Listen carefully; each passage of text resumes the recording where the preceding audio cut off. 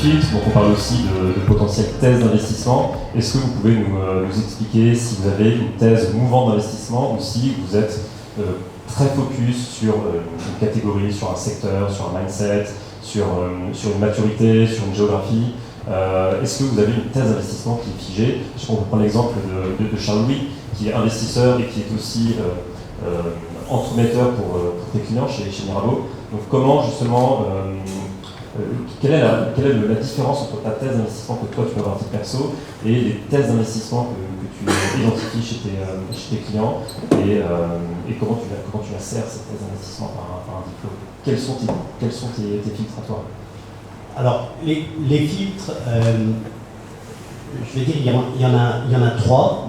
Et le premier c'est le rêve. Est-ce que la personne que j'ai en face de moi, est-ce que cette personne-là rêve? Est-ce qu'elle rêve grand? Et est-ce qu'elle me fait rêver? Ça, c'est la première chose. Si elle ne me fait pas rêver, c'est déjà pas très très bien parti. La deuxième chose, c'est est-ce qu'elle a l'enthousiasme de réaliser son rêve et l'enthousiasme de communiquer son rêve. Il y a des personnes qui ont des idées absolument formidables, mais qui sont totalement incapables de les vendre. Or, comme entrepreneur, vous allez devoir vendre cette idée non seulement à des investisseurs, mais également à des membres du board, à des membres de l'advisory board, à des futurs employés. Donc, si en face de moi, il n'y a pas quelqu'un qui a de l'enthousiasme par rapport à son rêve, c'est pas très bien parti non plus. Et puis, le troisième filtre, c'est évidemment le projet en lui-même, le projet qui doit avoir une courbe de croissance forte, parce que c'est la clé de tout. Les startups, c'est pas une division blindée, c'est de la cavalerie, ça doit aller vite, ça doit aller fort. Tout ce qui touche à l'IP doit être parfaitement réglé et le business plan, la levée de fonds doit être réfléchi. Donc ça sur ce qui vient après. Mais ne sous-estimez pas, en tout cas en ce qui me concerne, les soft factors, c'est-à-dire le rêve et l'enthousiasme. S'il n'y a pas ça, c'est compliqué de s'enthousiasmer soi-même pour quelque chose. Comme on voit beaucoup de dossiers, forcément on choisit ceux pour lesquels on est enthousiaste.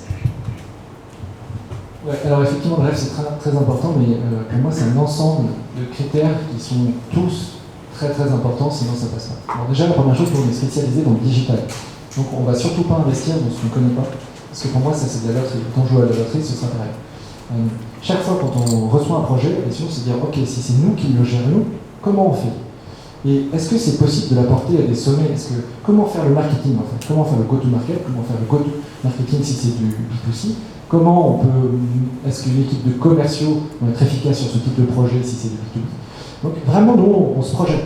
Comment on le ferait? Et si on ne voit pas comment on le ferait et que les réponses de l'entrepreneur ne vont pas, c'est sûr qu'on ne va pas y aller. Souvent, il ne faut pas se faire avoir parce que les entrepreneurs montrent des chiffres, et c'est suivant à quel stade, surtout en cible, c'est les chiffres avec leurs amis.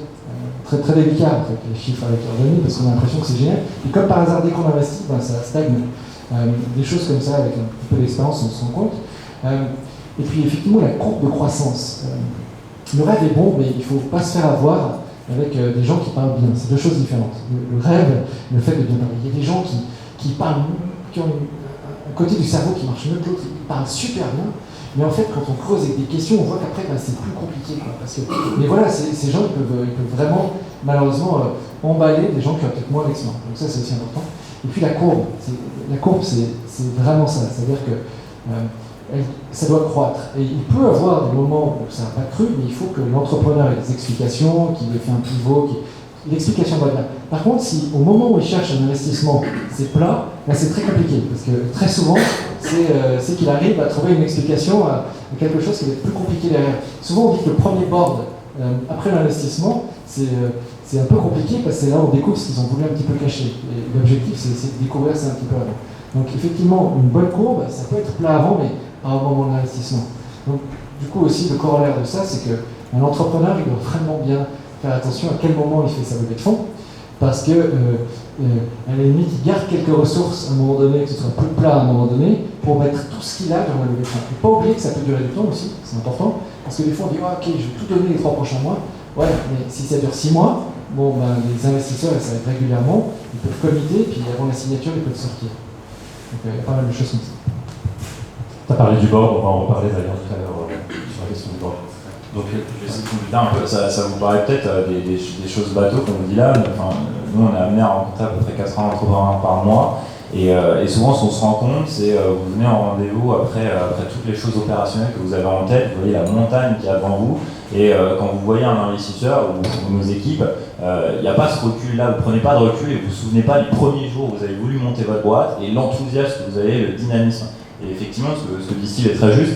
On arrive, à force de voir des entrepreneurs nous pitcher, faire la différence entre le super vendeur, mais assez vite, on va rentrer dans le creux, dans le cœur du sujet, on va se rendre compte de ce qui est vrai et du rêve.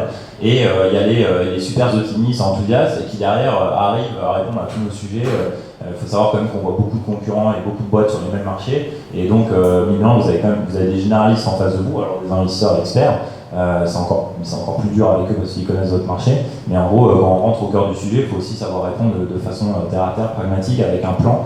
Et pas je lève 500 000 ou 1 million, ou j'ai choisi tel scénario de croissance, ou celui-là, ou celui-là, ou celui-là. Il faut vraiment que vous montriez que vous maîtrisez votre sujet, votre marché et votre croissance.